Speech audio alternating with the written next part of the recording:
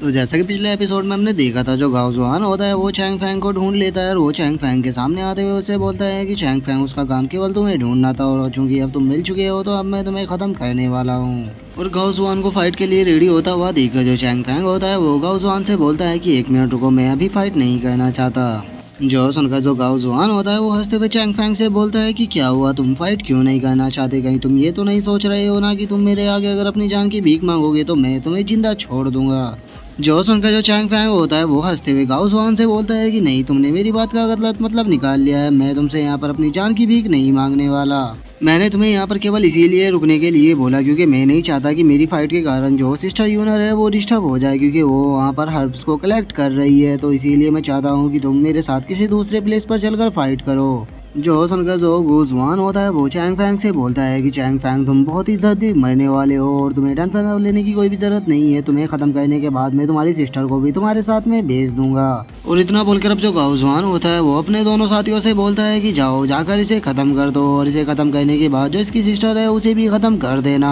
जो सुनकर वे जो दोनों होते हैं वे चैंग फैंग की तरफ अटैक करने के लिए आने लगते हैं। वे चैंग फैंग की तरफ अटैक करते हुए बोलते हैं कि चैंग फैंग, हम तुम्हें खत्म करने के बाद तुम्हारी सिस्टर को भी खत्म कर देंगे, लेकिन उसे खत्म करने से पहले हम उसके साथ थोड़ा एंजॉय करेंगे। जो सुनकर तो अब चैंग फैंग को काफी ज्यादा गुस्सा आ जाता है और वो अपनी जगह से जंप करके जो पहले बंदा होता है उसके मुंह पर लात मार देता है और वहीं जो दूसरा बंदा होता है उसके मुंह पे भी एक पंच जड़ देता है। और चैंग फैंग के ये पंच इतने ज्यादा पावरफुल थे कि हम देखते हैं कि वे दोनों वहीं पर ही गिरकर मारे जाते हैं। लेकिन जो यूनर होती है उसे अभी भी इस चीज से कोई फर्क नहीं पड़ रहा होता और वो आराम से अपने हर्ब को कलेक्ट कर रही होती है। और अब उन दोनों को खत्म करने के बाद जो चैंग फैंग होता है वो आगे बढ़ने लगता है और वो आगे बढ़ते हुए बोलता है कि मैंने तुम लोगों को बोला था कि अपनी आवाज़ को कम रखो क्योंकि मैं अपनी सिस्टर को डिस्टर्ब नहीं करना चाहता, लेकिन तुमने मेरी बात को नहीं माना। और अब चैंग फैंग की ऐसी पावर को देखकर जो गाओ जुआन होता है वो बहुत ही ज़्यादा शौक हो जाता है और वो शौक होते हुए अपने मन में सोचता है कि इसने तो मेरे दोनों आदमियों को केवल एक ही पल में ख़त्म कर दिया। इसकी स्पीड तो बहुत ही ज़्यादा है। और गाओ जुआन की इतना सोचती है, हम चैंग फैंग को देखते हैं जो कि यूनर की तरफ देखकर सुकून की सांस लेते हुए बोलता है कि अच्छा हुआ यूनर ने इस तरफ ध्यान नहीं दिया, वो अभी भी अपने ट्रेजर को कलेक्ट करने में लगी हुई है।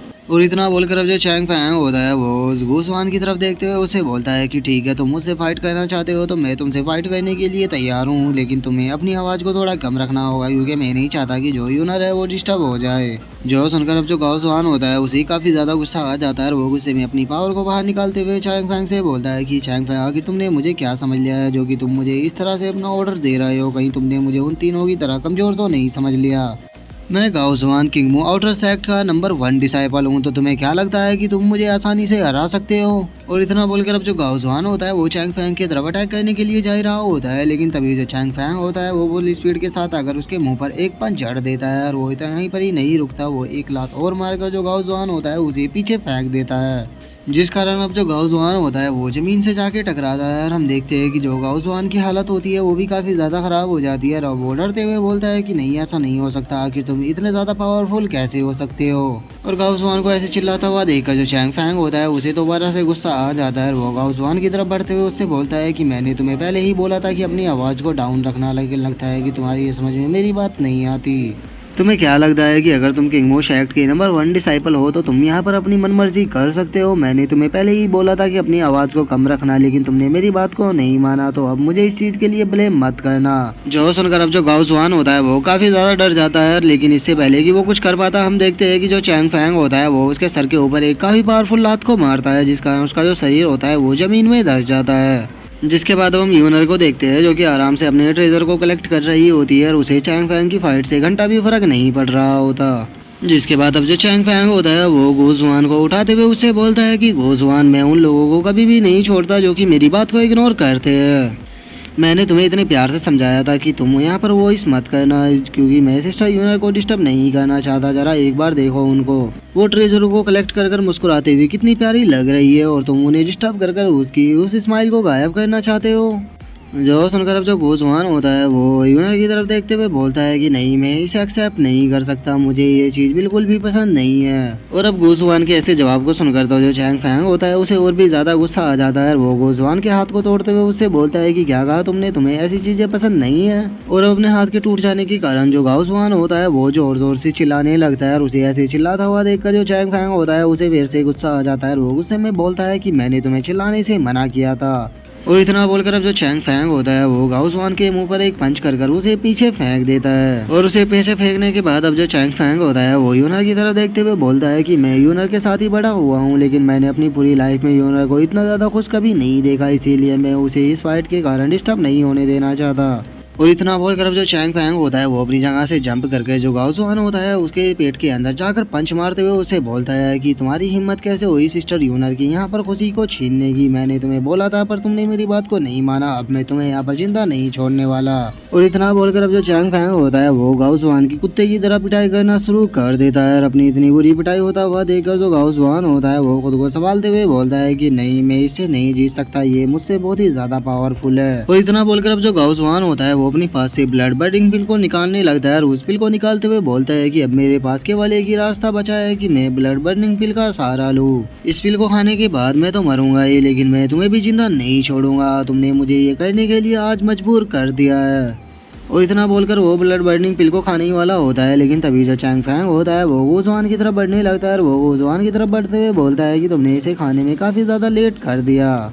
तुम्हें क्या लगता है कि मेरे रहते हुए तुम इस ब्लड बर्निंग पिल को खा पाओगे। और इतना बोलकर जो चैंग फैंग होता है वो गुज़वान के सामने आ जाता है और उसे इस तरह से अपने सामने आता हुआ देखकर जो गुज़वान होता है वो बहुत ही ज्यादा शौक हो जाता है। और इससे पहले कि जो गुज़वान है वो बचने के लिए कुछ कर पाता, जो चैंग फैंग होता है वो गुज़वान के मुंह के ऊपर पंच कर उसको वहीं पर ही मार देता है। और उसे मारने के बाद अब जो उसकी ब्लड बर्निंग पिल होती है उसे भी अपने पास में रख लेता है।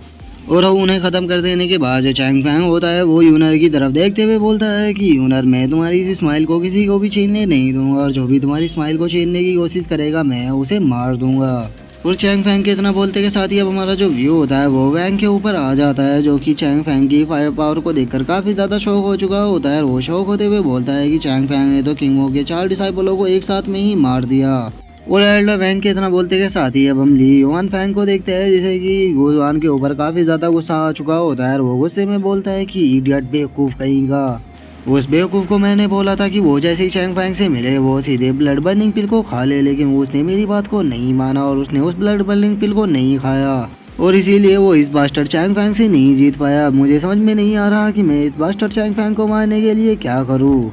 और एल्डर ली युआन फैंग की अब इस बात को सुनकर जो साइड मास्टर बुफान होते हैं वो गुस्से में उसकी तरफ देखते हुए बोलते हैं कि elder Li Yuan Fang please अपने शब्दों को जरा ध्यान से बोलिए। जो सुनकर जो एल्डर ली युआन फैंग होते हैं वो साइड मास्टर बुफान से माफी मांगते हुए बोलते हैं कि प्लीज मुझे माफ कर देना, मैं अपने डिसाइपल के मरने के कारण थोड़ा गुस्सा हो गया था, इसीलिए मेरे मुंह से उल्टे सीधे शब्द निकल गए। और अब एल्डर ली युआन फैंग की तरह बोलते के साथ ही जो हमारा आज का एपिसोड है वो यहीं पे खत्म हो जाता है। तो अब नेक्स्ट एपिसोड में देखेंगे कि आगे क्या होता है। अगर आप लोगों को वीडियो अच्छी लगी हो तो लाइक करना, चैनल को सब्सक्राइब करना। मैं मिलता हूँ नेक्स्ट एपिसोड में, तब तक के लिए बाय बाय गाइस।